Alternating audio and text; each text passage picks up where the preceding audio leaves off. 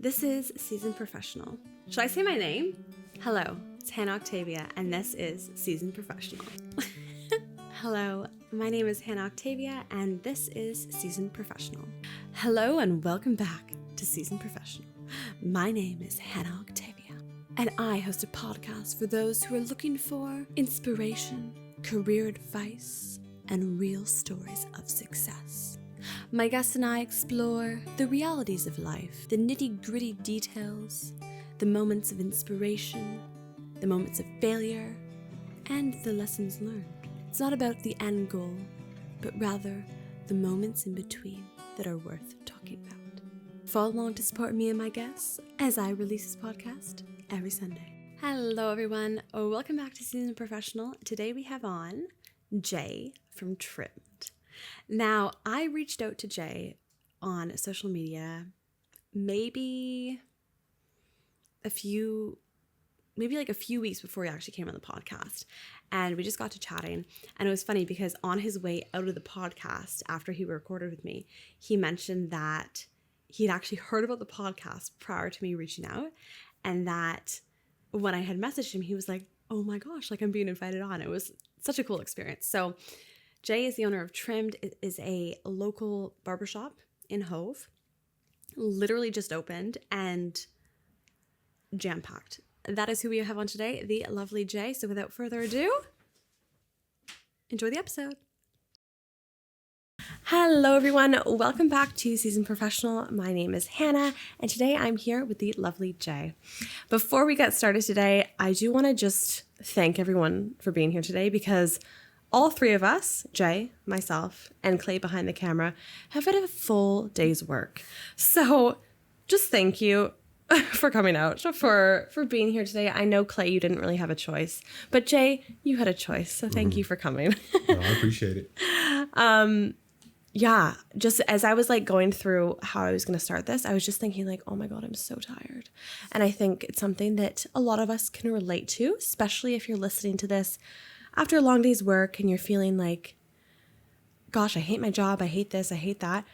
We can all relate to that feeling of like, ugh, we just want to be done with the day and move on with something more exciting. So hopefully this conversation will reinvigorate us. So And yeah. I think it will.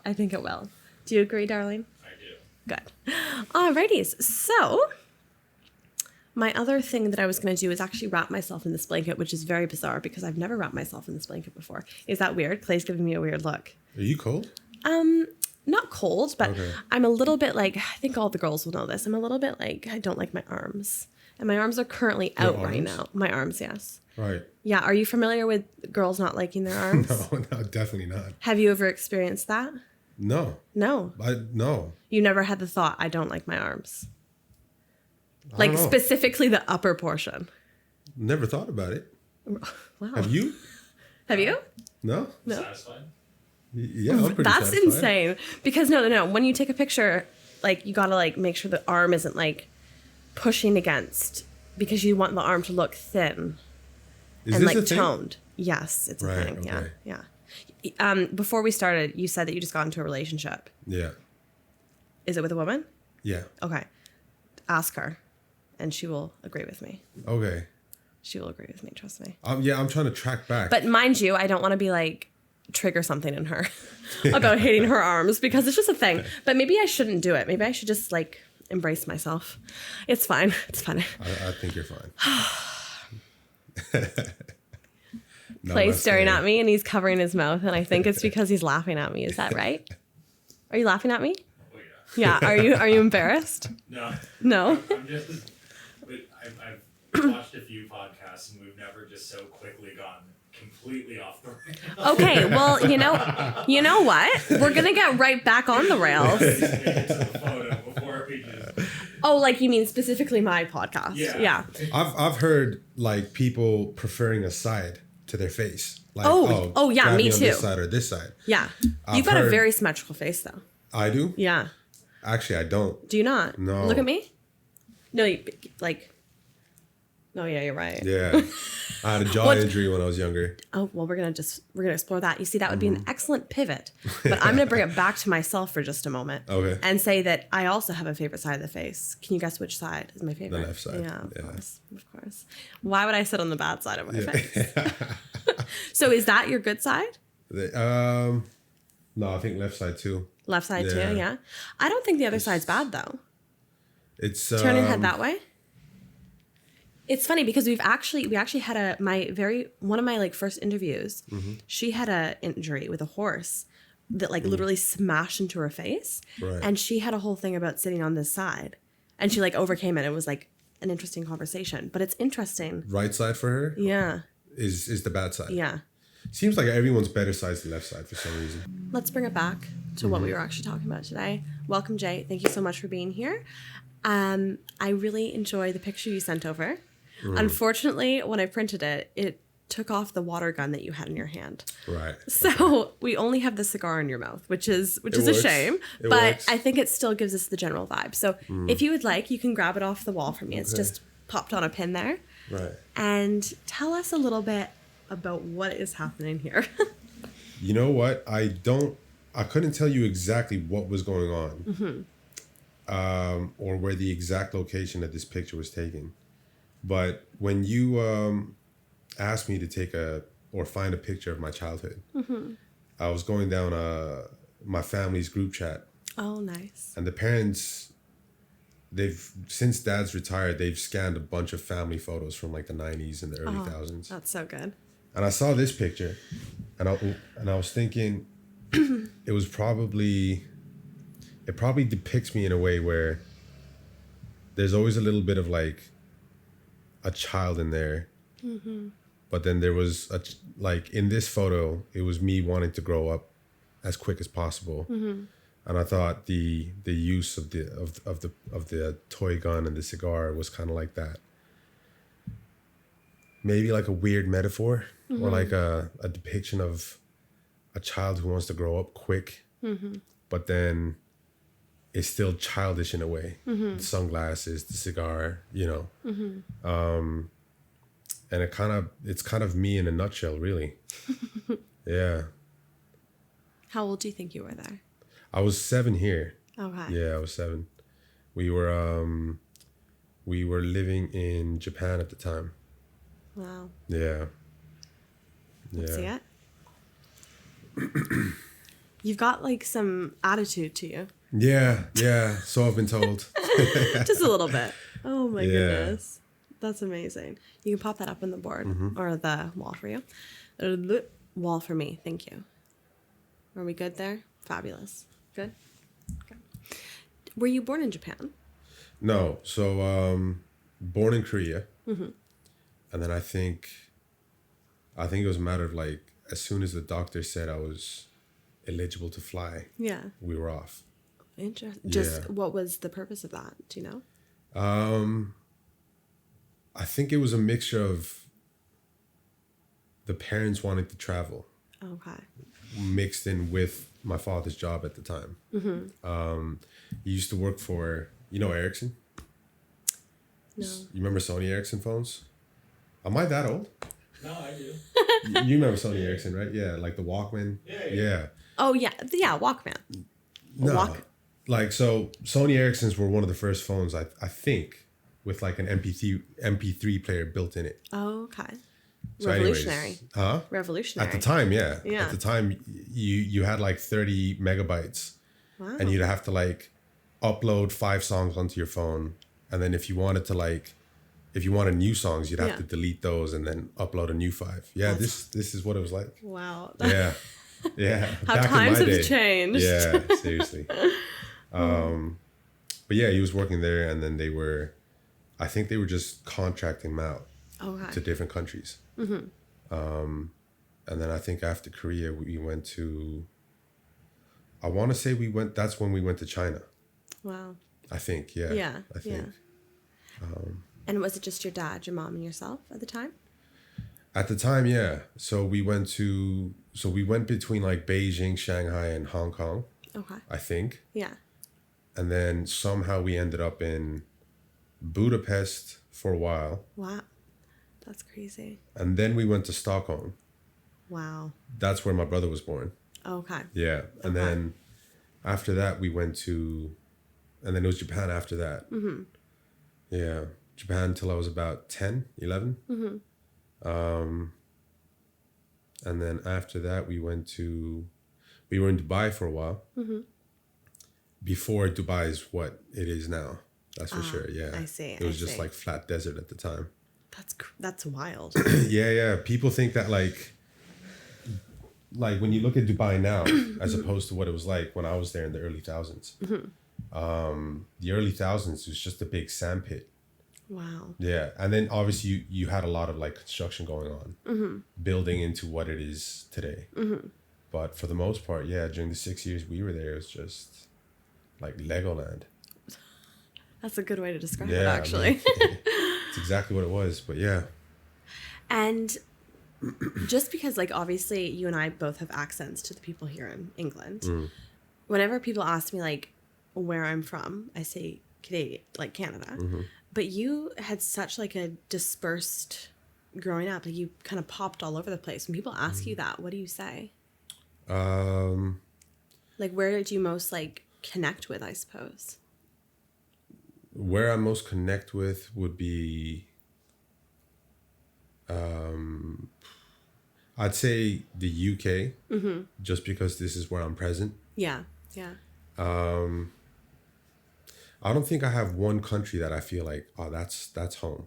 Interesting. Yeah, I'd say home is where the parents are right now. Mm-hmm. But And are they then- here? No, they're in Stockholm. Oh, okay. Yeah. And then, yeah, I would, I mean, long story short, when people do ask, Mm-hmm. they go, I usually just tell them like raised in Stockholm, Okay. just to like cut the hassle of having to explain The where I whole was thing. born. And yeah. Yeah. And then if they're even more interested, then I'll tell them that I'm ethnically Korean Okay. and then dad's Irish. Nice. Yeah. Good combo. Yeah. Yeah.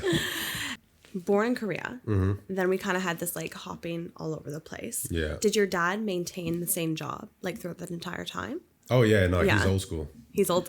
Back then they chose a company and that was it. I know. Yeah. I know. It's was- like no one job crazy. hops anymore. No. It's crazy. It's like there's like positives and negatives to it, Mm-hmm. obviously, but like people nowadays to have that kind of like 40-year commitment. Yeah. No.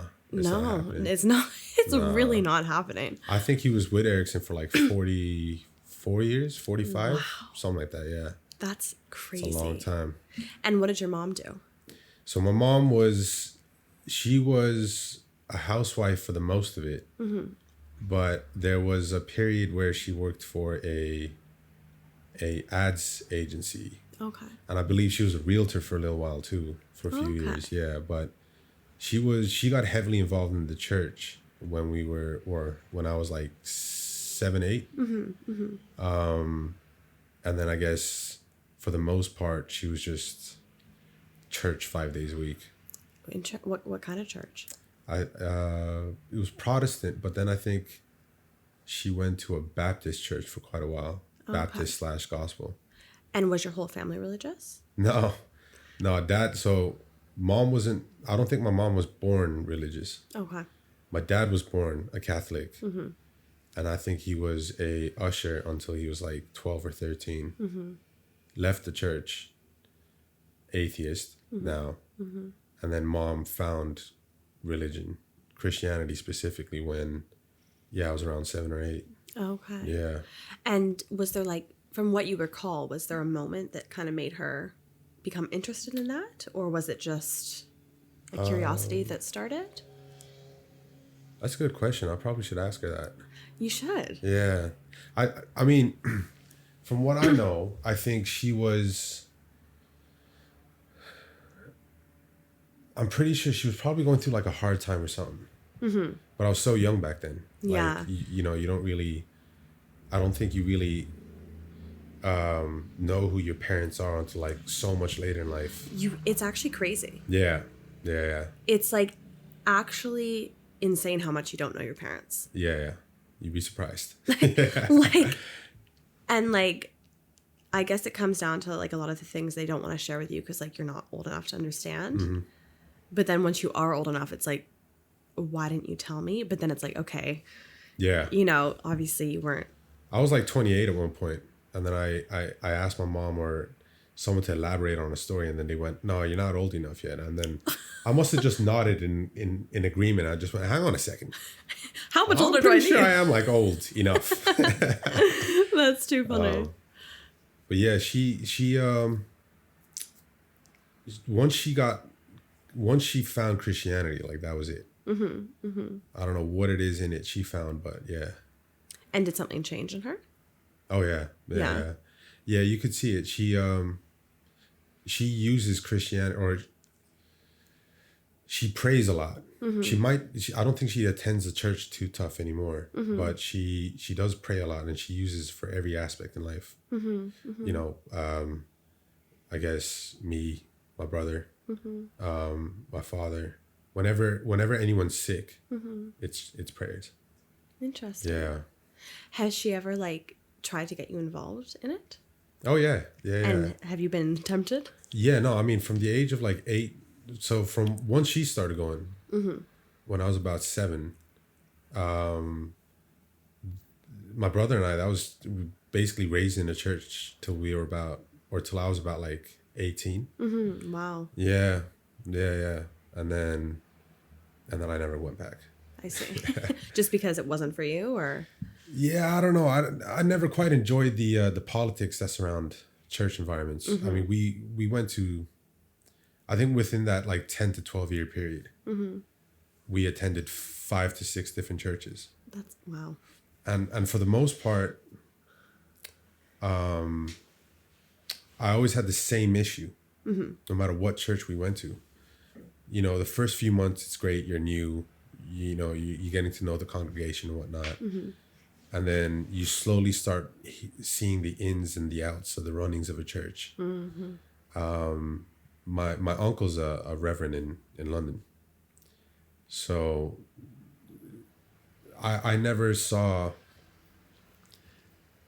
really took part in the sort of the communal aspect of church. Mm-hmm. I always felt like it distracted or took you away from like the real reason you're going. I see. The spirituality of it all. Yeah. So I might have left religion, but I still do hold a faith. Yes. You know. And what would you consider that to be? Just God. Yeah. Yeah. Just like a higher power kind of thing. Yeah, just simply God. Yeah. I mean, that's all it did. I think all it should be is just like your belief. Mm-hmm.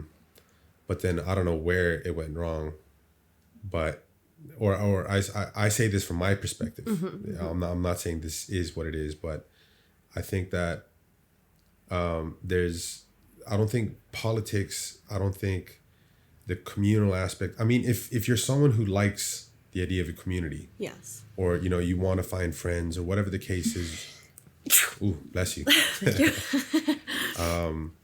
Or you wanna belong to something, because belonging is such a big thing for people. Yeah. I think it's a great place to go, and it's a great place to be, because everyone there, you all share the same common denominator. Yeah. And it's your religion. Yeah. And then if you find friends through that, I guess there's nothing greater. Yeah. Yeah. But then you have someone like me who's more introverted than extroverted. Mm-hmm. But it's interesting you say that, because I guess what you're saying is like the community is amazing. Like you can, you know, bring yourself up like that, but it's then like the God aspect can be forgotten. Yeah. Because it's so focused on the community. Yeah. And I suppose some people could argue that like the community is enforcing people's relationship with God, but at the same time, you could also just simply have your own personal relationship with God that can be incredibly strong as well. That's right. My next question, which has suddenly flown out of my mind, is going back to your childhood, because I think there's a lot we can explore here. The first thing is, you say you're an introvert. So tell me about like your friendships as a child. Did you have like some sort of like a community at all, or was it? Yeah, I've always had big groups of friends. Interesting. Yeah, it was never like a one-to-one situation. Okay. It was always like 10 of us or like none of us. Huh. Yeah. Obviously within the 10, Yeah. I had like one or two that I was a little more close to than the rest. But yeah, in terms of going back to my memories during my schools, my school time, for the most part, yeah, it was always a large number of friends.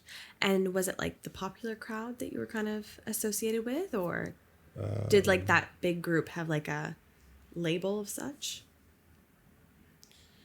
Not like yes and no. Yes and no. I think in Japan I was too young to have really been, or I think up until like grade 6, 7, there is no like popular kid or, Yeah, that's true. you know what I mean? Yeah. You're not really segregated. You're all kind of like one class. Yeah. And I think it was once I got into middle school, that's when I started realizing there's hierarchy systems. It's like, see. okay, that's the cool crew. Yeah. That's the... What made them cool back then? Oh, here's something ridiculous.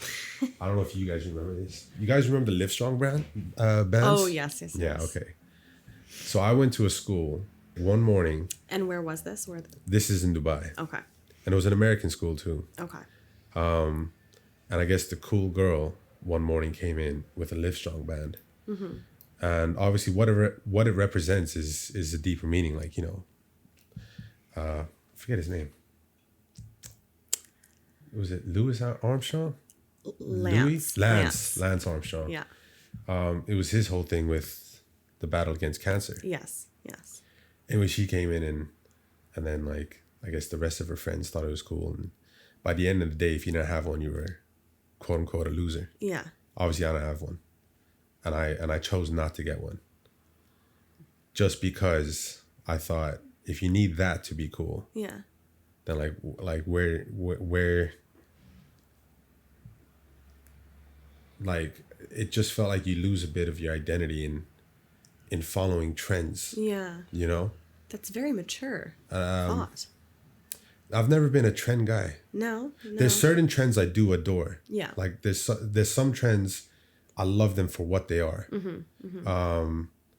But then there's other trends where I'm just kind of like, if I have to do that or wear that or be that just to be accepted, I'd much rather not be accepted. Interesting. Yeah, no way. That's a refreshing take. Because I think, how old were you when that? So this must have been between the years of 13 and 16. Okay. Yeah. Because that's quite I remember being that old and specifically doing the exact opposite. Right. And, you know, all the girls were wearing like the Lululemon leggings and like, you know, crop tops and that sort of thing. And and I would follow along with it all. And I think part of me, like that was my fashion, I suppose. Horrific fashion looking back at it. But that was the case. But it just so happened that like I was also kind of like following the crowd of like, again, I had those 10 people. But if I was with one person specifically, or like if I was just with a few of them, like the vibe was off or something, and you weren't like actually close friends with all 10. It was just like this group that were friends. It's interesting when you like kind of think about all that in retrospect. Because I mean, I guess it's a form of people wanting to find something familiar in you. It's like, oh, this person likes wearing this. I like wearing that. So maybe there's a link there. Maybe there's a possible friendship in it. Yeah. Because we're all attracted to like-minded people, like-minded individuals. Yeah. And the first thing you see of someone is their exterior, right? Yeah. I mean, you might fall in love with someone's personality, but that's after you were attracted to whatever's going on here. And I think you learn, like, schools filled with these like microcosm communities and groups, and you know, me growing up, punk rock was a big thing at one point.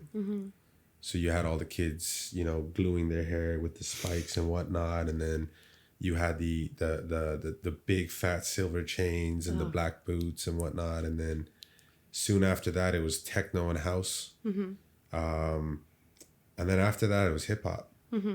So then I saw the three, I guess, trends of music influencing the kids I went to school with, and it influenced me too. You know, you became what you listened to as a kid. Like 50 Cent was big when I was young. All I wanted was 50 Cent merch, the shoes, the belt, the Reebok t-shirt, you name it, I had it. Yeah. You know. Yeah. And then sooner or later you realize the friends you attract listen to 50 Cent too. So I think it's an integral part into kids finding out like who they are. Like I like a bit of this now, I like a bit of that now. And then, you know, past the age of 18, I guess you sort of slice off your edges a bit. Yeah. And you go, this is what I'm going to keep now. Yeah. And then build with that. Yeah. You know, it's rare. I feel, so I said what I said in regards to like, oh, I don't care about being accepted. Yeah. But then obviously there were other sides of me that maybe there were different aspects to being in a group I cared more about in terms of wanting to be accepted and, you know, in maybe a slightly different manner as opposed to being accepted for wearing a Livestrong band. Yeah. Like you know? wanted to be accepted by like the people that you gravitated towards. Yeah. Rather than just like the general public That's of it. the popular thing that was happening. Yeah. No, that makes perfect sense. Academically, what were you like in school? Oh, Rocky. Yeah. Rocky. Why? I never liked school. No? I'll be honest, I rarely use that word to describe anything, but I hated school. Really? I hated school. Since a kid, I've always said that it's been nothing but a roadblock in my life to where I wanted to go. Really? Yeah, definitely. Especially seeing where I'm at now. I wouldn't credit anything to education. Well, not book education. I'm a teacher. Oh, I'm sorry. No. I like this. I really, because part of me agrees that education is too, like, stuck in its old ways. Yeah. You know, like, I think, like, part of me believes that it's more important to facilitate, like, an actual person's growth rather than talk about, like, the geography of the world. Well, it is important to, like, know where things are. Yeah. I think, like, a lot of the time in my classrooms, what I see is, like, we're missing the other aspects of, like, knowing how to respect people, knowing how to follow instructions, knowing how to, like, be creative. Like, so many times kids don't know how to be creative because they've never, like, been given the opportunity to. Yeah. And, like, of course, that's a, like, stereotyping. Like, that's, like, the generalization of things. But I'm curious to know why you hated school. Like, what were the key things that made it just not work for you? There was never a curriculum in any of the creative subjects that I actually felt helped you creatively. I don't believe a book should teach you how to use a paintbrush or like music. When I listen to some of the greatest musicians out there, most of them don't even know how to read music. Like B.B. King. Yeah. He doesn't know how to read music. Everything just comes from his soul. Yeah. Some of the greatest painters in the world. If you look at the likes of like Michel Basquiat, for example, he was just, his whole life was just about art, design, color, perspective. I think anything creative just kind of comes from within. I don't think you can't teach that. You can't, it's not something that can be, you're not given it. You just have it, I think. And I think it's that whole thing where it's like, I've lost my mind. They use it to describe Cristiano Ronaldo a lot, like talent, like birth talent. as opposed to being, Yes. you know what I mean? Like Yeah. you practice it or whatever the case is. Like you're naturally born that yeah, way. Yeah. I think anyone naturally born to do something Yeah. is always going to be just one step ahead of any hard worker out there. As long as they're putting in the same equal amount of hard work. Yeah. You just can't beat natural born talent. It's that whole, I don't know if you guys are into football, but Messi versus Ronaldo story. I'm a Manchester United fan. Yeah. Ronaldo is my guy, Yeah. but Messi is naturally born Yeah. to do what he did. Yeah. I mean, when you see those two guys play, Ronaldo's like amazing. And he's achieved things in football Messi hasn't even achieved in terms of like goals scored, for example. But when you see Messi play the way he plays, instantly you're going, you cannot practice that. Yeah. There's just something about him that's just so natural at what he does. So sorry, but going back to your whole question about why I didn't like school, it was that mixed with just, I guess, I think a few minutes ago I said I don't like the whole communal aspect of things, but I'll take that back. It's that I don't like having to be forced to be a part of a community. Yes. I don't want to have to be a part of. So with what I do now, for example, me being a barber and the space I've created with the team I work with, it's a community we're building. Yes. So I love that community. Yes. It's everyone who steps in every day adds something to the culture there. School was just a forced community. There's teachers I don't want to see. Yep. There's people I didn't want to have to see. There's obviously teachers I did like and people I did like. Yeah. But I remember just thinking, there were days in classrooms where I was just like, in a classroom full of 30 people, if I could just take 2 people out of here and then we just go learn together, that would be great. Yeah. Yeah. I'm sensing a pattern here. You know, you don't want to you want to be accepted, but with your people. Yeah. You want a community, but you want to build your community. And I think that's when we get right down to it, I think a lot of people can relate to that. You know, there's almost like a caveat of oh, I want to be part of a community, but I want to make sure it's the right community for me. And I want to make sure that I'm able to I don't want to bend myself to fit in. Yeah. I want to create a community that fits around me, kind of thing.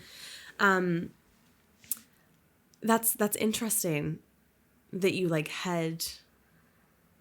Yeah, it's always funny to talk about people who hated school because I loved school. Really? Fair. Well, I love school. Love's a big word. I would have loved to love school. Yeah. Because it's such a big part of our life. It's a huge part of. Yeah. It's actually crazy when you think about it, and how many people hate it. Yeah. I would say I honestly would say the majority of people don't like school or have had at least, some pretty bad experiences at school. And you got to wonder why is that the case?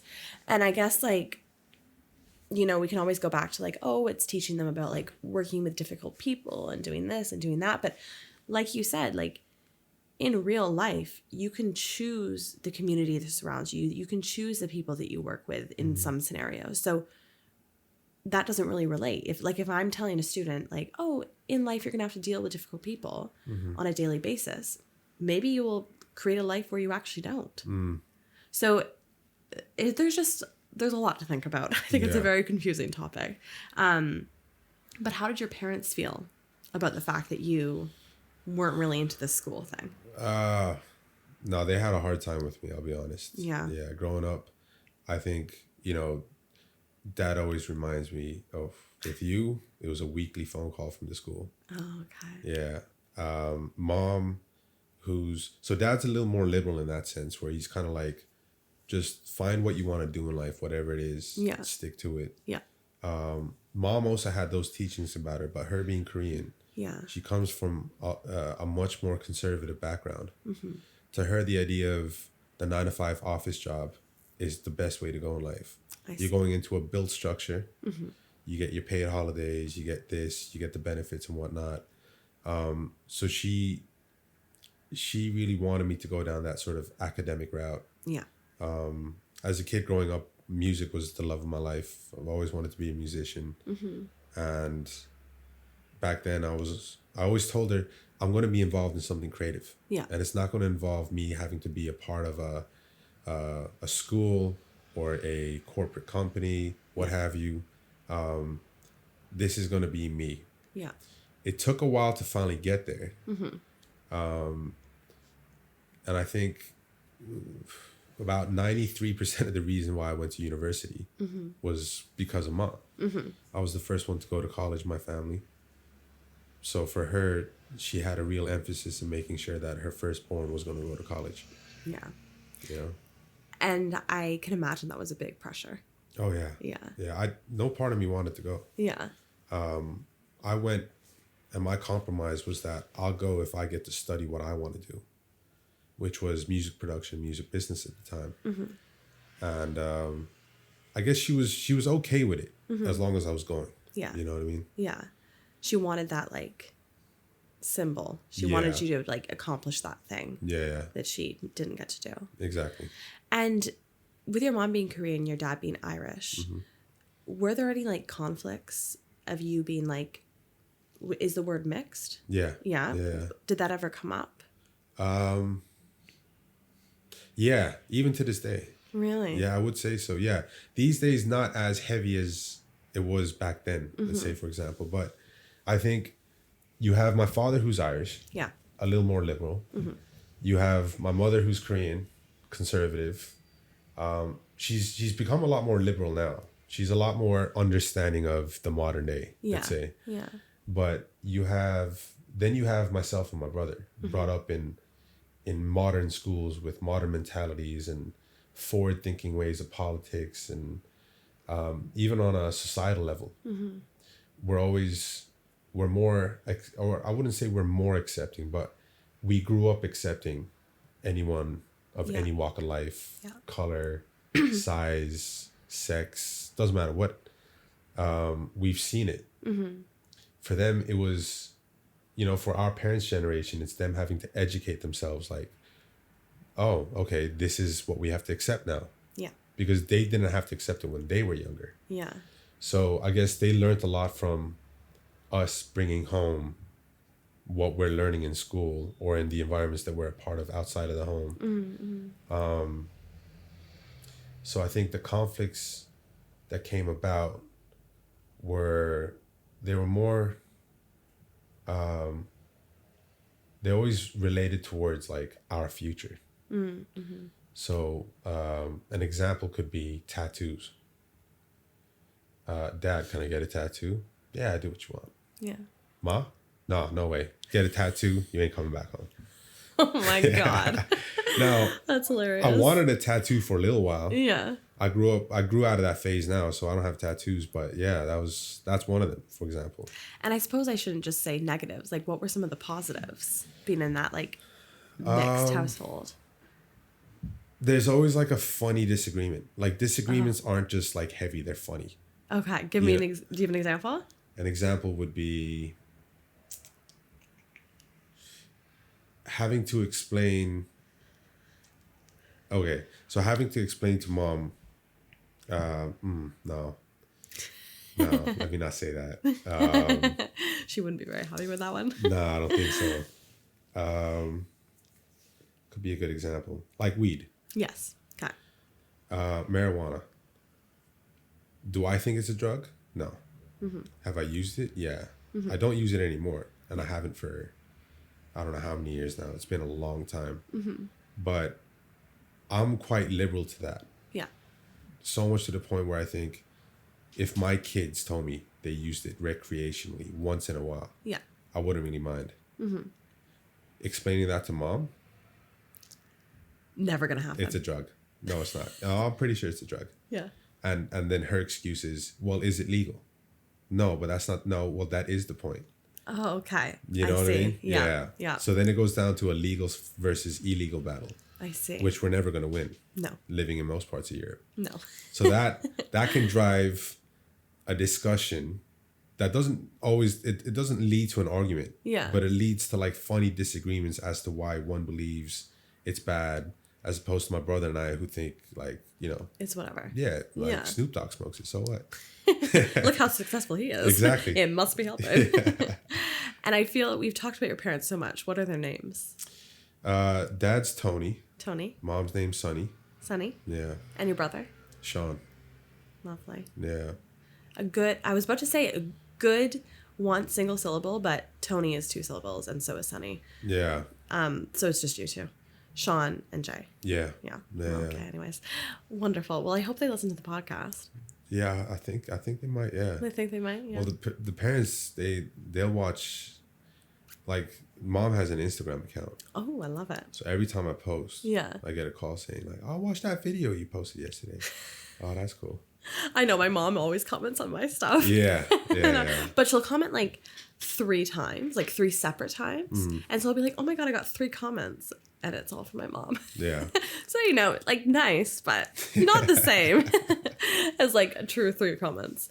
We're going to continue on with your life, but I'm finding your childhood very fascinating. And because my last person that I had on was a brilliant 71. And so he had a little bit more time we had to cover. So I feel like we can spend a little bit more time on your childhood at the moment. Are we still okay on time? Can you just give me a time check? It's 8. Oh, okay, perfect. What were you like with your sibling? What was the relationship there? And like, what's the age gap? So we're 5 years apart. We were always close. Yeah. And we're much closer now. Yeah. Yeah. We live together now to move to Brighton together. Oh, that's awesome. Yeah. So we haven't, apart from the 3 years I went to college. Yeah. Otherwise, he's 28, I'm 33. So we've spent all our lives together, really. Wow. Yeah. So going back to the parents again, Mom made sure that in her mind, there was no way we weren't going to be close. I see. Yeah. Yeah, it's another one of those things. Yeah. Yeah. She would have forced the love out of us Yeah. had we not had it. Yeah. So there were houses, because we moved around so much. Once she realized I had my friends, and you get to the age where you have your own group of friends, and my brother's like 5 years behind. I'm like, oh, okay, I don't want to associate with his friends. Yeah. She made a point to make sure we shared a bedroom. Okay. Yeah. And it worked out for the most of it. Yeah. But yeah, there was a lot she did to make sure we always had each other. Yeah. That's really nice. Yeah. And it wasn't really hard for her because we got along quite well anyway. So I think once we passed that age of, you get to that stage in life where it doesn't matter who your friends are and who my friends are. We all kind of like mix and match. Yeah. That's when I think we became even closer. Yeah, because you don't have that like, you're right. 5 years can be such a huge divide when you're younger, but now it's like, you can all kind of be in the same Absolutely phase of life. And so you shared a bedroom from like childhood all the way up to leaving for university? No, so from 0 to 5. Yep, you were solo. Yeah, and then from 5 to about 8 or 9 in Japan. No. From 5 to 11, same bedroom. Crazy. Yeah. Then we got to Dubai. Yeah. We had our own bedroom at a few spots we were at. And then it was the last 2 years. So from the ages of 15 to 17 for me. Yeah. And like 11 or 10 to 12 for him. Yeah. We shared the same Wow. bedroom. Yeah. Even so much to the point where we first moved to Stockholm. Yeah. It was a small apartment. So I guess we had to share a bedroom. Yeah. But then we shared a bedroom for about 2-3 more years. Wow. Yeah. Did that ever cause Oh, conflict? no, it started to, yeah. It got to Yeah. the point where she was like, all right, fair enough. Yeah. Let's... You don't need to change in front of each other anymore. Yeah. Oh, good. Yeah. I won't go into it, but I'm sure there were some funny moments. Oh, for sure. Yeah. Before we continue on to like kind of university and all that kind of time of your life, where'd you feel most at home with all the places that you lived over your childhood? Or where was like, I don't know, like share like a happy memory that you had or somewhere that you could potentially settle in the future for yourself? Where I could settle? I've asked you like 4 different questions there. Yeah. Let me be more clear. Where was your favorite place? Of the places I've lived, I'd still say it's Japan. Yeah. Yeah. Yeah. There's something the Japanese have figured out the rest of us haven't. I know. Yeah. Why? I don't know what it is. I don't know what they do. I just can't seem to figure it out. They're just so good at everything they do. Mm-hmm. Yeah.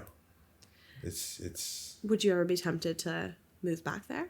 Oh yeah. Yeah. If the right opportunity ever came about, like I could be there in a heartbeat. Really? Yeah. Why did your parents stay in Stockholm? As in like right now? Yeah. They want to leave. Do they? Yeah. But I think it's hard to leave at that age. Yeah. Dad's turning 70, mom's 65. And I guess health insurance is sort of like your main priority. Yeah. Where you're going to be taken care of. Yeah. And Sweden has a decent system in place for that. Mm-hmm. Yeah, and I suppose they're comfortable there too. Yeah. You know, they know the neighborhood. It's easy for they kind of want to locate themselves based on where my brother and I are. Which makes sense. Yeah. Yeah. And door to door from Gatwick to Stockholm to mom's house, it's 5.5 hours. Oh. Yeah. That's beautiful. Yeah. That's amazing. As opposed to going to Canada, right? Yeah. It's about 10. It's long. It is 10's long. long, It yeah. is long. And is there a time difference with Stockholm? Just an hour. Okay, so mine's Yeah. 5. So it is like a little bit of a journey, which is why I'm going home is, you know, I kind of want to be closer to parents and stuff. But Oh, you're moving back. well, also I'm going to be kicked out because my visa expires. So Oh, no there's that, way. which goes right nice into my next question. What passports do you hold? Just the Irish passport. Okay. Oh, that lucky Irish passport. Yeah. Goodness me. Oh, have you ever lived alone? I have, yeah. It's the best thing in the world. Oh, priceless. Oh my God. Priceless. I thought I was going to be, because I get like very scared with like horror movies and stuff. Like, you know, when the person's behind you, when you're washing your face in the shower, all that kind of stuff. I never got scared. Yeah. And like, to be fair, it's a small flat and like, it's not really in a rough area, but I loved it. It was glorious. Coming home and everything's where it is. Oh, yeah. This is amazing. This is why I do solo trips every year. Do you do solo Yeah, trips? I have to. Interesting. Maintain my sanity. Interesting. I need 7 days alone every year. Yeah. That's hilarious. You should get that on a shirt. Yeah. To maintain my sanity, I need 7 days alone. Yeah. Where are you going this year? I haven't decided yet. I so the last time I did it, I woke up on a Wednesday Yeah. and then booked a flight to leave the following evening. Oh, wow. And then I was out in Portugal. Gorgeous. Yeah, I was out there for 5 nights, 6 days. Oh. Yeah, it was beautiful. Do you make friends while you're there or no? Are you like, this is my solo time? I always set out to go it's just me. Yeah. I don't ask me to do anything. Don't wake me up. No, I don't want dinner. Yeah. But when I went there, I asked the receptionist where I could get like the best peri-peri chicken. Yeah. And then she directed me to her auntie's house. Oh, wow. And it was literally get there. And then I'm sort of like, I'm a little confused because I'm like, do I just knock? Yeah. Because I hear something going on in the garden. Okay. And then it must have been one of the neighbors, who didn't speak any English, just pointed towards the garden door. So I was like, okay, cool. Walked around the back. And then the receptionist was there. Oh, okay. And then it was just her and a Portuguese family. Wow. Like 20 members of the family. Stop. Like 2 people spoke English about like 60% of the way. For the most part, it was like sign language and Google Translate. Wow. Yeah, it was the best time I had. That's an Of experience. that Portugal trip, yeah. That's amazing. wild. Yeah. So it wasn't a restaurant. No, it was a back She garden was of just an like- auntie's house, yeah. I love, you see, that's such a funny thing that can happen. Yeah. I almost feel like that's a very European thing. Like, I don't think people in North America would be like, yeah, just come over to my house. It's not a Northern European thing. You wouldn't get that in Scandinavia. Okay, fair. Yeah. But like the Portugal, Spain, Italy regions. the warmer Mediterranean- places. Yeah. Yeah. Warmer places, warmer people, in my opinion. That's why you got to stay in the warmer parts of the Yeah, world. that's it. Makes that's sense. it. Going back on track, Mm-hmm. you finish up school, you're going to university, you're fulfilling your mom's dream, Mm-hmm. you're doing the thing you want to do. What was the goal at that point Did you want to be a musician? Did you want to be... Yeah, tell me about that. Not a lot of people know this, but I wanted to rap. Did you? Yeah. Do you have I a little... could write a couple bars, you know. Yeah. Nothing memorized, but No, okay. I used to love writing. English. I might not have, so like grades wise in school, I was always kind of like average or below average, or then just horrible. One of those three. Yeah. But English and history, aced. Interesting. Yeah. Never failed literature or English or history. So maybe it goes back to that natural thing you were talking about. You had like a natural innate thing in you. Yeah, with words. Yeah. Yeah. I'm better at writing English than I Okay. am speaking it even. I wouldn't say you're bad. No, but if I'm given a moment to like write something down, like I'm writing. Interesting. Yeah. I see. Well, so your goal was to be a rapper.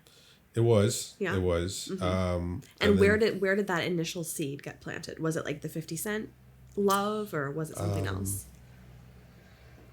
Tupac and Biggie. Yeah. Because I'm a 90s kid. Yeah. Biggie just had that rhythm Yeah. like no rapper had. And then Pac would just smack some like intelligence into you. I see. So I was always intrigued by that. Yeah.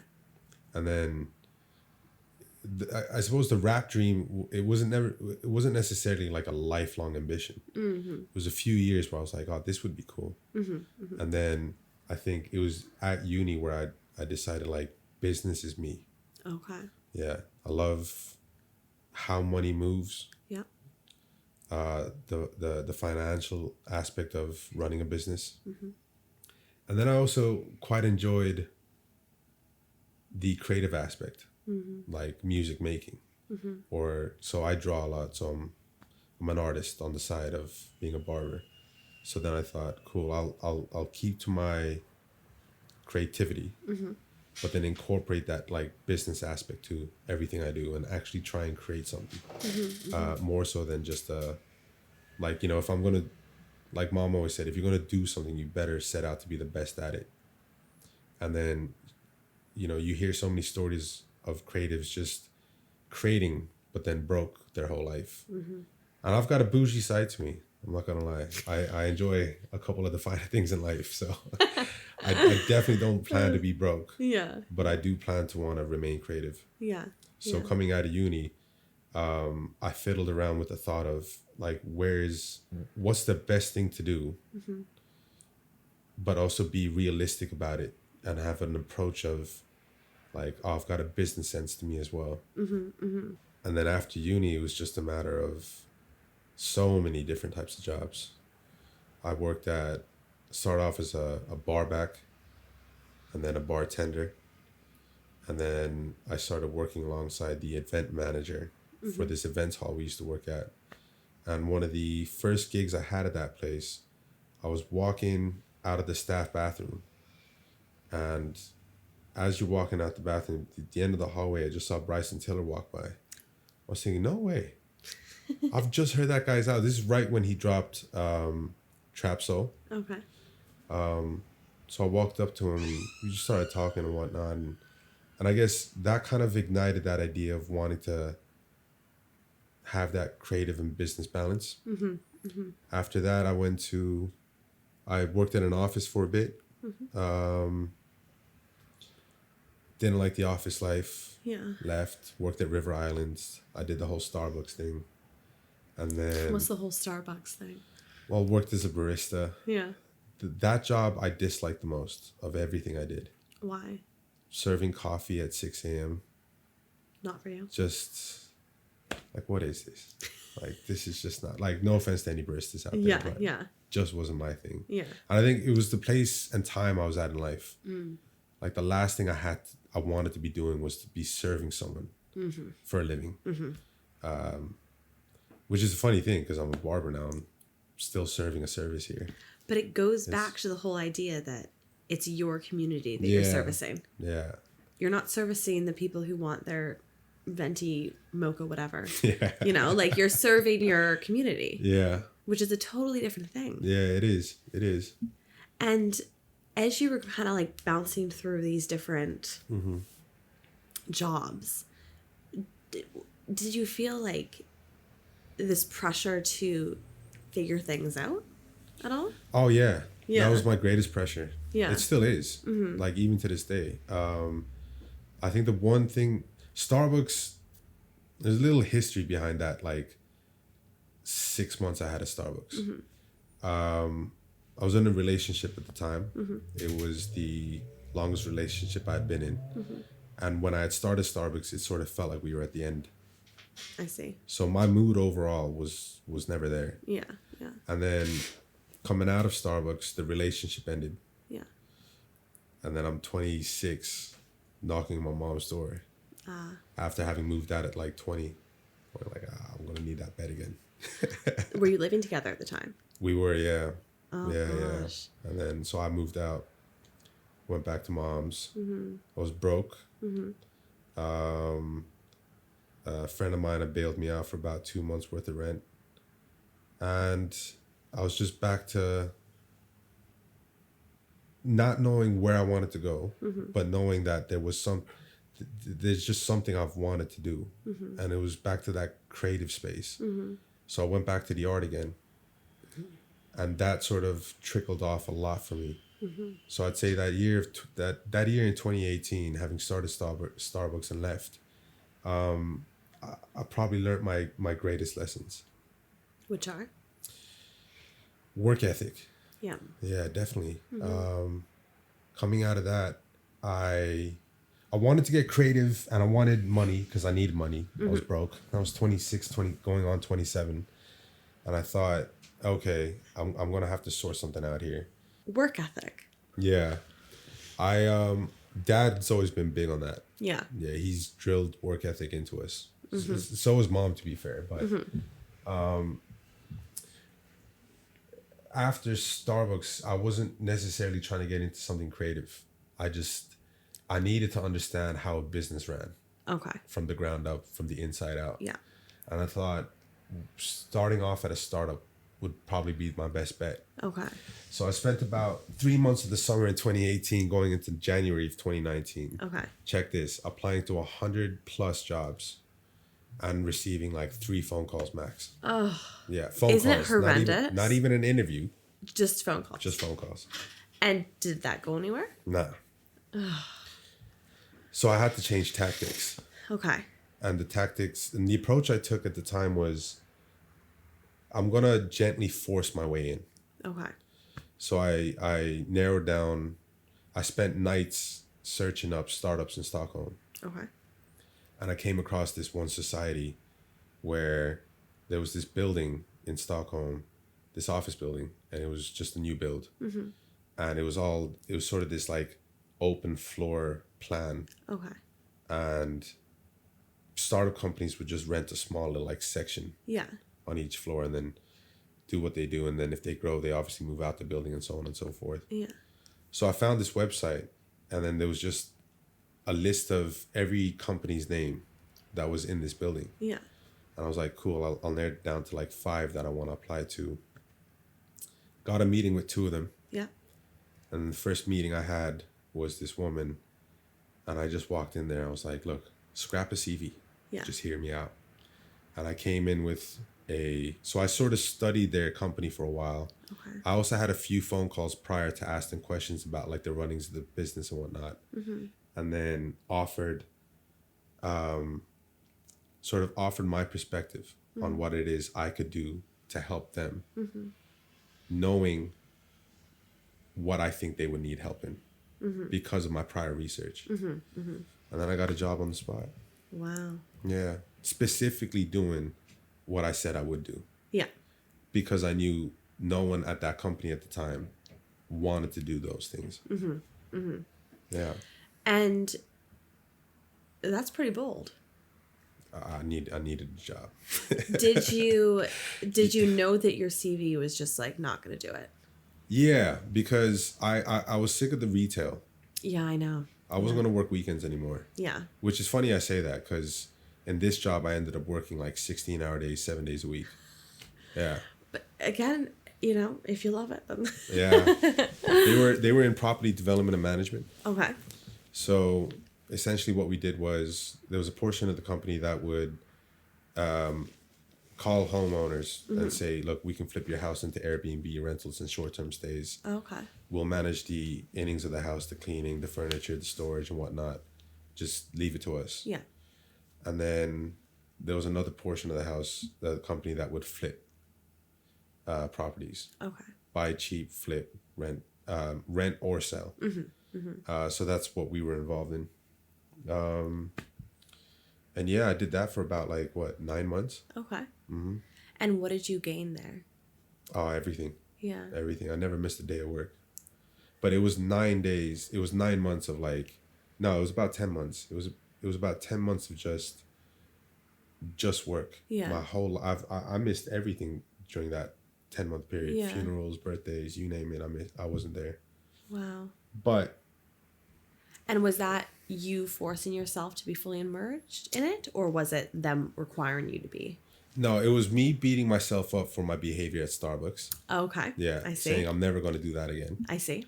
Yeah, it was that, and then it was also sort of the pressures of having, because they were a startup, and the CEO at the time, he had a lot of ambition. Okay. When I started, I think we had less than 40 properties we managed. Wow. And in the 10 months I was there, Yeah. I left at 350 plus properties managed in 5 different cities. That's crazy. Yeah.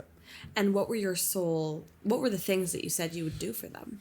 So I started off as sort of I guess the best way to put it is a concierge. Okay. So if someone had to check into one of the apartments, I'd be there to let the people in any hour of the day too. Wow.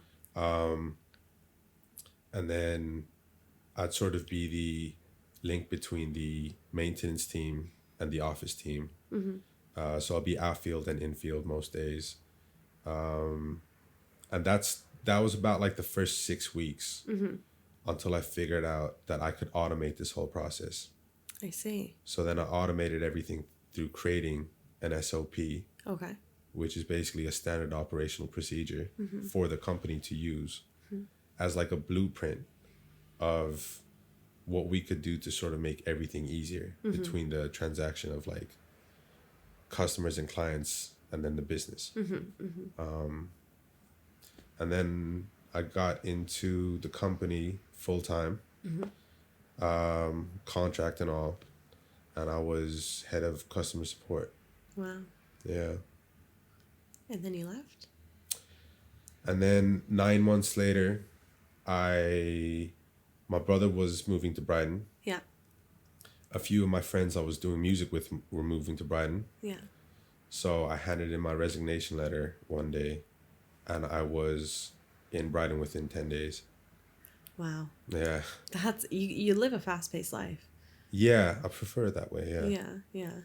And when you were at this company, did you enjoy it? I did, yeah. I did. Yeah.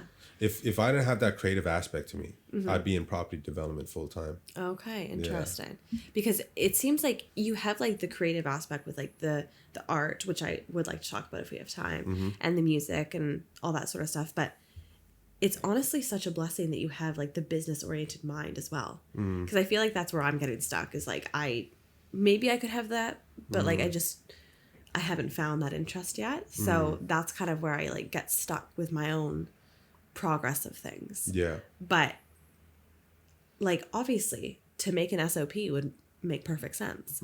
But I don't think a lot of people see it that way.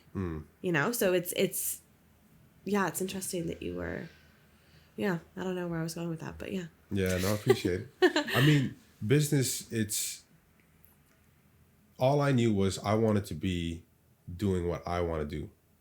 I want to wake up in the morning, not be told where to go, not be told what to do or how to do it.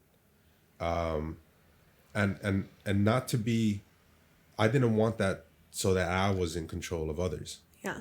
I just wanted that so I could be in control of me. Yeah. I'm not really too fussed of having control over the others. Yeah. Even at the shop now with the team I have, it's not really rocket science. It's we're there to cut hair. Yeah. And as long as they do that and they understand customer service, yeah, there's not really much else I ask them to do. Yeah. So for me, it was just the idea of freedom. That's what you were looking for. My whole life, I was just chasing freedom. So you come down 10 days. What year was this when you moved down here? This was, so the exact date we moved here was the 29th of September 2019. Wow. Yeah. So coming up 6 years? 7 Yeah, years? close. 6 years, yeah. And what was your first step when you got here?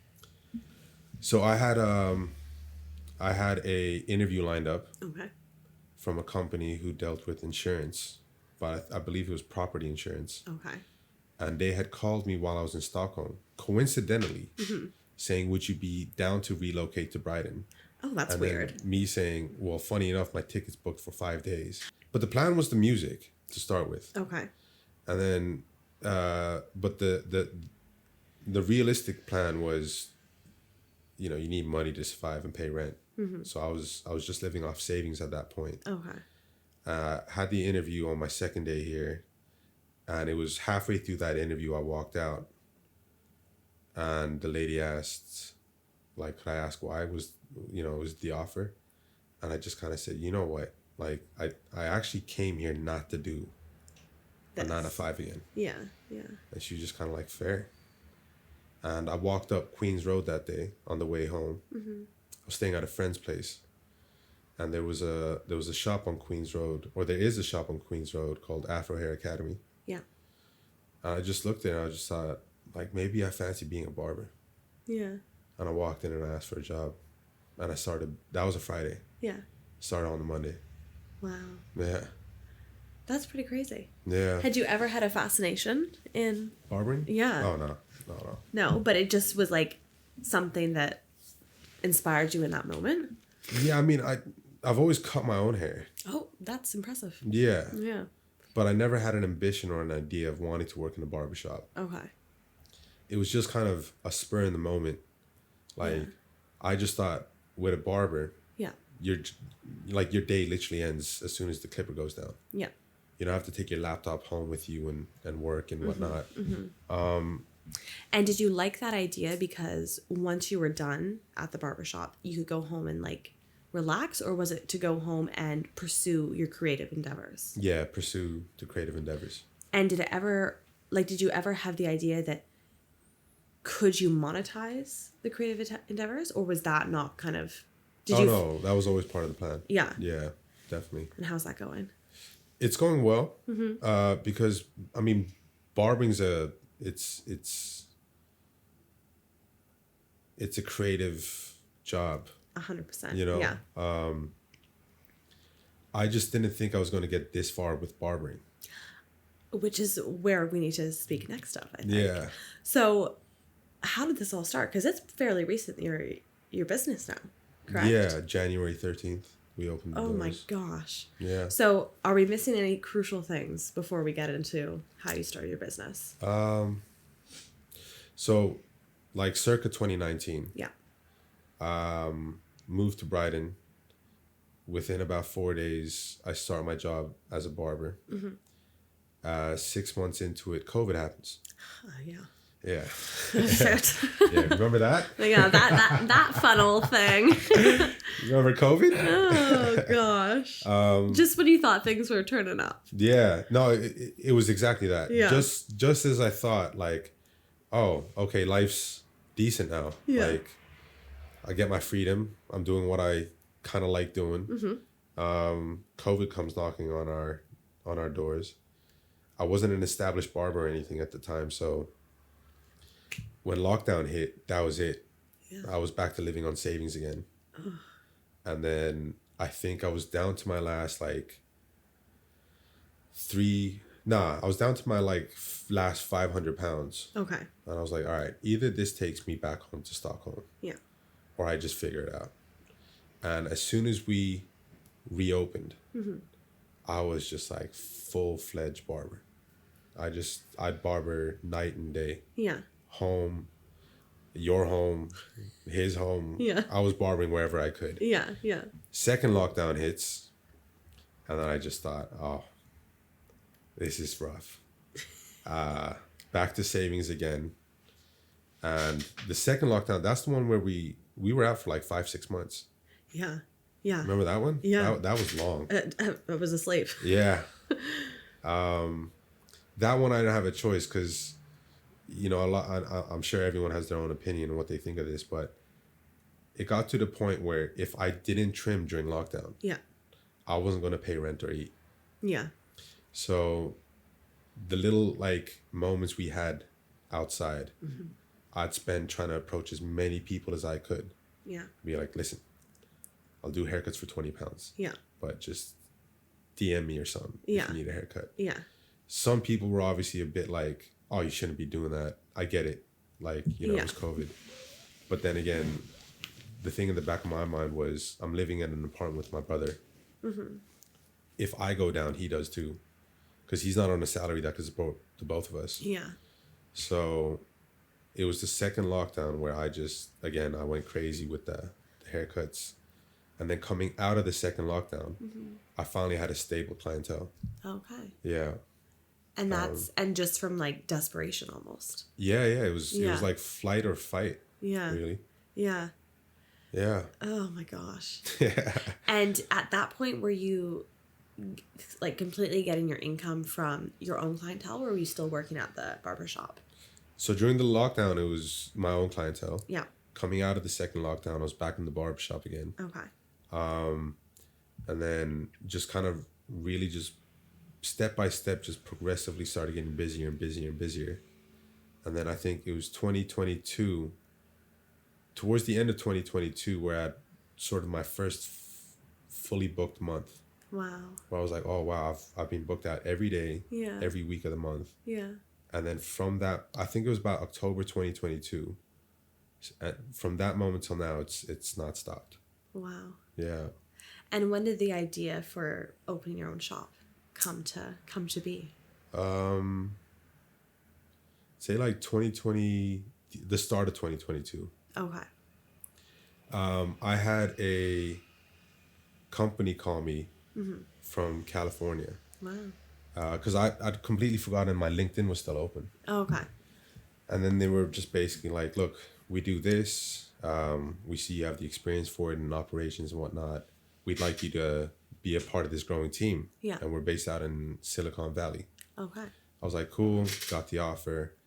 And at the time, 2021 January. Okay. My bad. Yeah.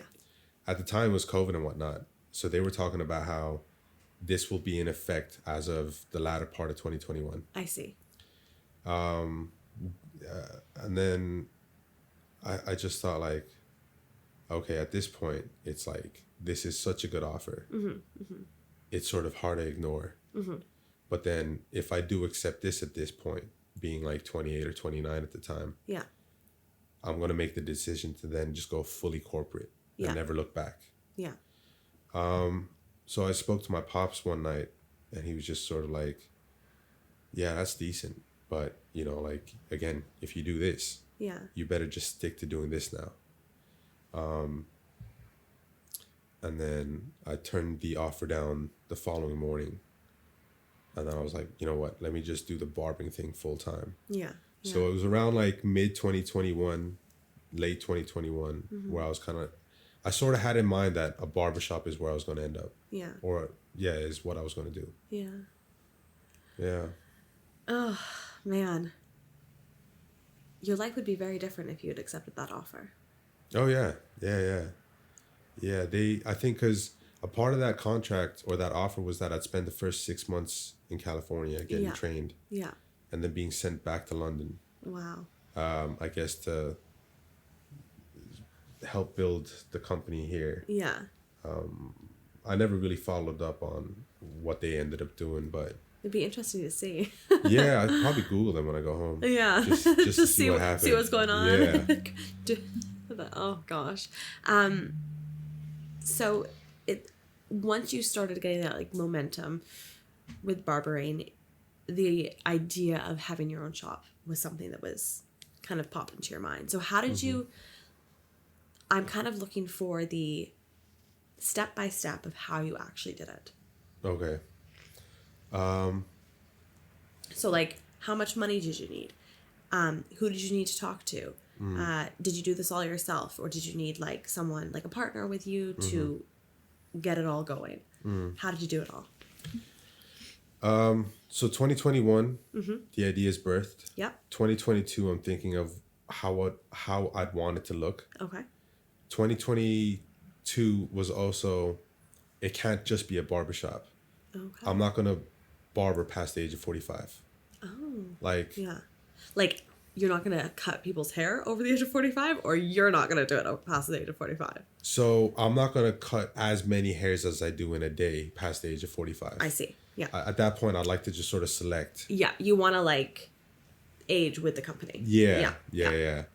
So then I sort of had to think of it as, I approached it more as building a brand Okay. than just starting a barbershop. Okay.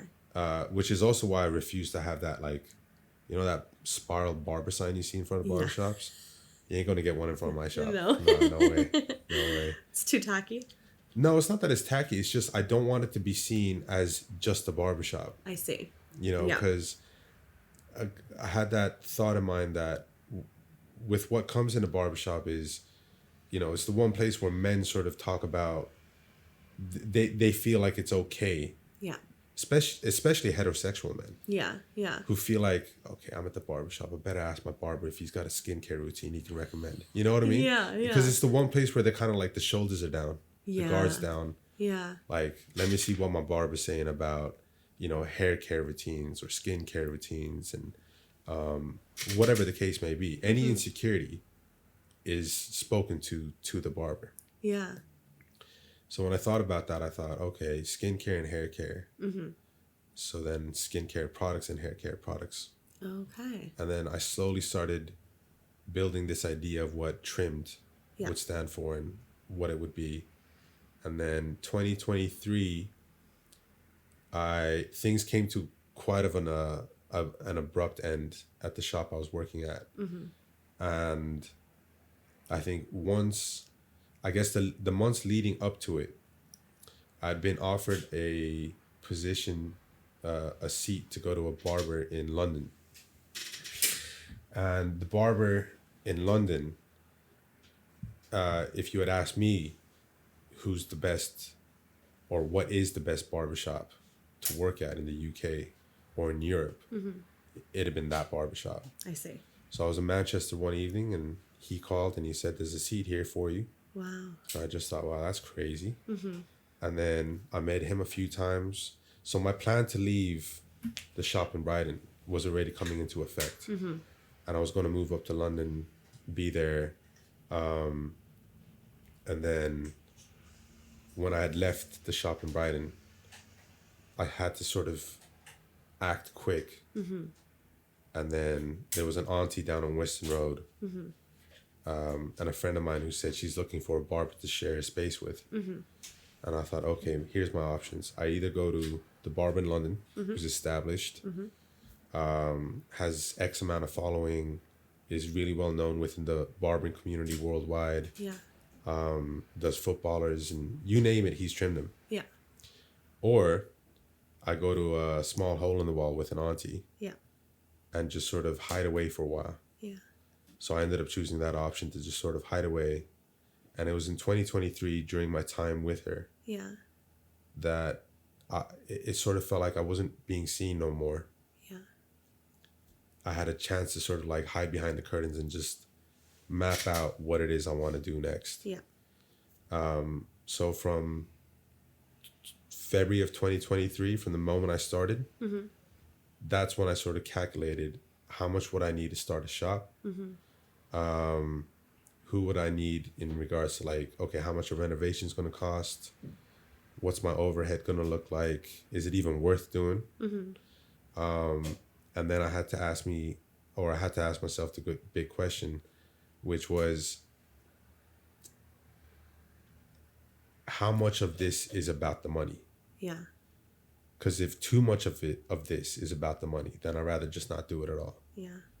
Because then I'm back to the chase of money, money, money again. And I've already had a decent salary working at the property development company. So I thought, okay, I've known what it's like to live like decent. Not crazy, but like you can definitely afford anything on a menu type of decent. Yeah. And then, with this, I sort of broke it down into 3 categories in my approach to opening up a shop. One was the brand, what I want from it, what I want for it. The second one was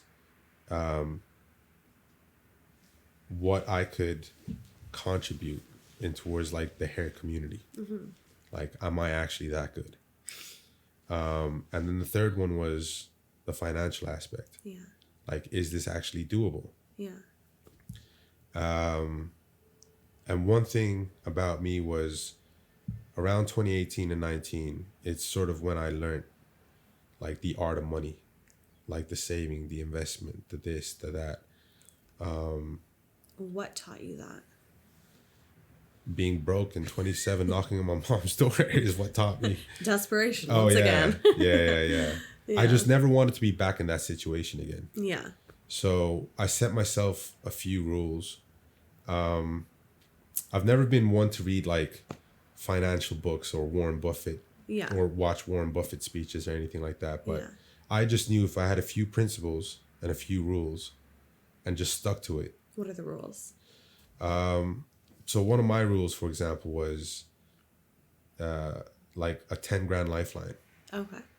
So at the time, 10 grand was enough to last 6 months, rent and expenses and all paid for, which meant if anything ever happened to me in a workspace, Yeah. I've got a lifeline of 6 months to sort of figure things out again, Okay. which is more than enough time for anyone to figure things out, Yes. you know? Yeah. So then I said, okay, cool. Like 10 grand's for the lifeline. Then you want about 10 grand for the emergency fund. That could be your deranged sister calling you saying, I've been out in Thailand for a while and this happened. It's like, all right, need you to bail me out. Okay, Yeah. fine. Because it's life. Like, you just don't know how everyone else's life around you is working out. Yeah. And you've got loved ones. Yeah. And someone always gets in trouble financially somewhere. Yeah. Someone always needs help financially. So then I said, okay, cool. For that, it wasn't 10, it was actually 5. Okay. And then after that, I sort of split everything into like 5 vaults. One's the long-term savings account, which gets split into your ISAs, your pensions and whatnot. The other one's short-term savings account, your holidays, your clothes, your luxuries.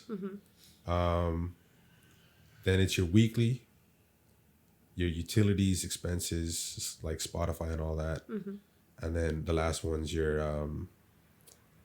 dirty habits. Dirty habits. Yeah. Okay. So you should smoke cigs. Okay. So that's where I put in the cigarette money, the booze money, the things that don't benefit you at all money. Yeah. Yeah. That's that little vault. Yeah. But it's the point about the dirty habits vault is you being realistic to what your habits are, like where you actually waste your money. Yeah. Yeah. So then if you narrow that down and give yourself an allowance of 10%, then you give yourself the opportunity to smoke your weed or have your cigarettes or your alcohol, whatever the case is. Yeah. But feel like, okay, it's controlled. Yeah. I understand where money's going. Yeah. And how much of it is going. Yeah. And I grew up, or I didn't grow up, but, you know, through life, you come across like addicts, people who don't necessarily have too much self-control.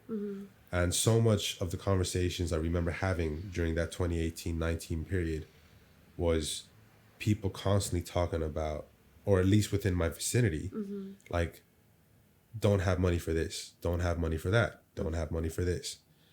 And I just sort of spent a little time trying to figure out why is it that we don't have money for the big life events like the weddings or the holidays and whatnot.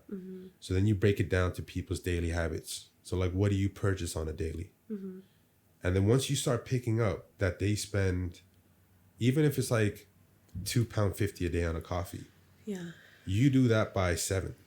You spent between £15 to £20 a month, a week. £100 a month. People complain about a $9.99 Spotify premium package. But are happy to spend £100 on coffee unknowingly. Spend £100 on coffee a month. So if I told you, Hannah, would you spend £100 on a subscription to coffee right now? No. But if I told you it's broken down to £2.50 a day, I would. Honestly, I'm like, in the phase of like trying to sort out my life financially, and I just realized that once you're paid, you should divide everything so you have zero left in your account. Yeah. That's a epiphany for myself. Yeah. But that's another conversation, and we're getting sidetracked. So you have your plan laid out for Trimmed. Where did the name come from? So it used to be, so when I started up, when I was making my Instagram account back in 2021, it was TRIMMED. Okay. .by.j. Okay. Too much. It's way too much. Yeah. So at the end of 2022, when I decided to go barbering full time, I was like, all right, how do I make this look sexy? Yeah. And then it was just Trim, TRMD, full stop. Yeah. It's good. Yeah, no, I appreciate it. It's very good. And in 2021, were you posting on this account, or was it just kind of like... No, I was, like, and what were you... just your, like, clientele? It was just like pictures that? Back then. Like, okay. Here's a photo of my trim today. Snap. Yeah.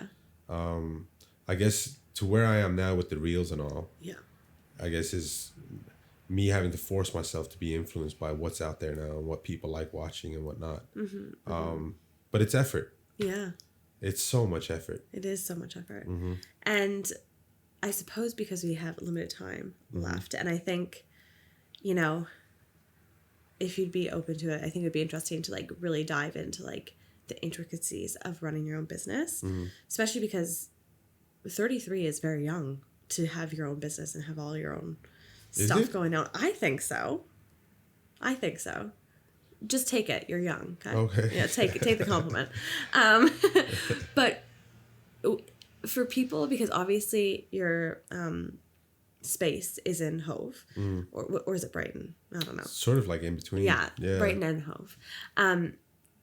What can a client experience when they come and see you?